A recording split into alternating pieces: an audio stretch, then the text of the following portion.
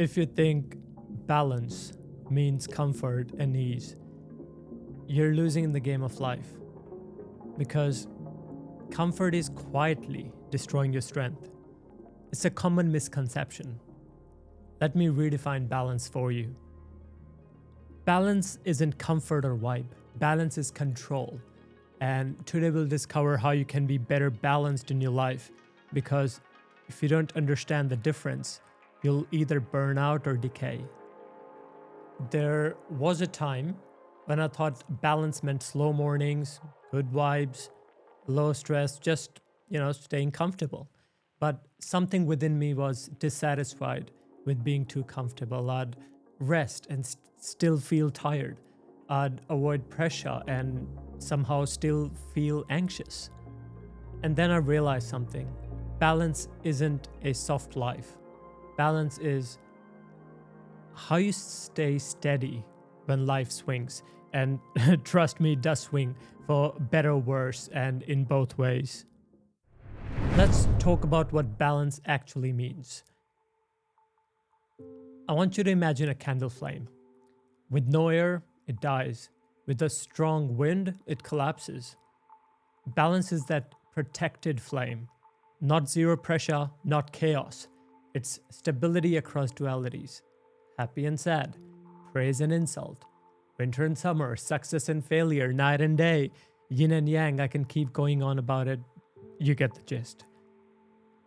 Gita says, the one who remains steady in both pleasure and pain is progressing towards liberation. So balance isn't the absence of heat. It's heat that keeps you warm without burning you. And I think modern neuroscience agrees with this definition because stress is not the enemy. Dysregulated stress is.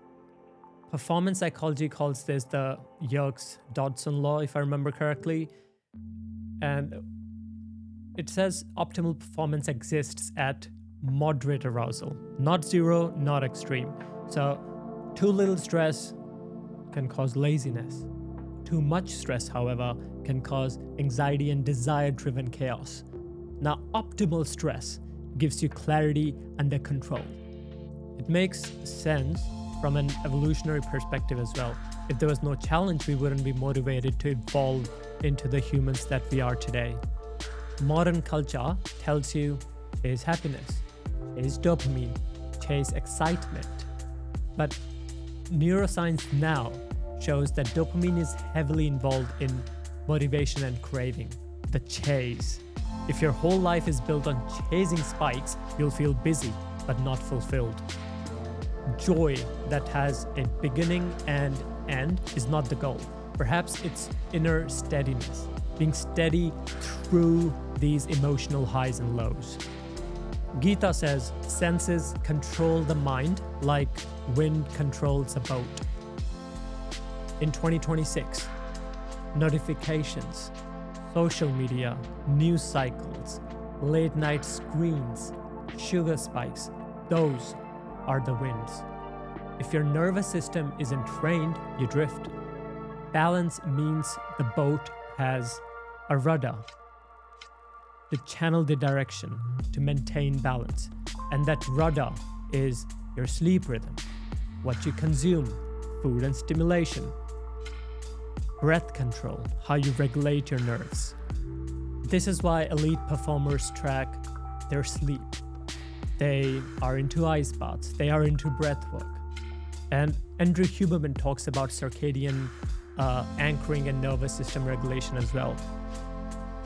I believe these things build some sort of physiological control.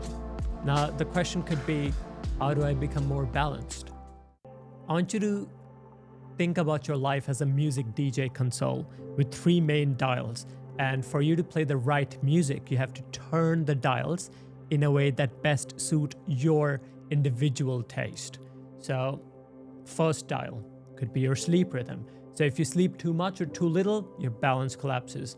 So the question isn't, can I grind tonight? No, the question should be, can I stay regulated tomorrow? Second dial is fuel, so food and stimulation. Fuel is food, but it's also stimulation. Caffeine, sugar, notifications, pretty much what you consume on an everyday basis impact your balance. Third dial is work to recovery ratio. So if you work too hard without recovery, you're burning. If you recover without working at all, you're rusting. Balance in this case is the ratio between your work and recovery. Balance is not doing less. Balance is tuning the dials until the music of your life is pleasant. Balance, in other words, is biological discipline. So here's a 7-day challenge that makes balance real. 7 days, 3 dials, tiny daily reps. If you do this, you'll be harder to shake in life. For 7 days, I want you to dial your rhythm of sleep. So pick a wake time, hit it daily, weekends too, plus or minus 30 minutes, maximum variance. Dial number 2, fuel. So last meal should ideally finish 2 to 3 hours before bed. No caffeine after lunch. Dial number 3, nervous system. 5 minutes breath practice. You can do box breathing, long deep inhales and exhales. You can even give a go to pranayama. See what works best for you. In addition to that, I want you to do one uncomfortable task once every day. And I want you to do it with calm energy, so just be present. Now, this challenge is about proving to yourself that you can stay steady for 7 days. And I'm sure you can. Don't get owned by things you consume. Own what you consume. Be in control. Balance is mastering that control. Identify as the ocean. Rivers flow in, waves rise, storms pass, yet the ocean stays the ocean. Balance is that inner steadiness. You don't get owned by what you consume, you own your inputs. That's your goal. Common balance, and I'll drop a more detailed 7-day checklist.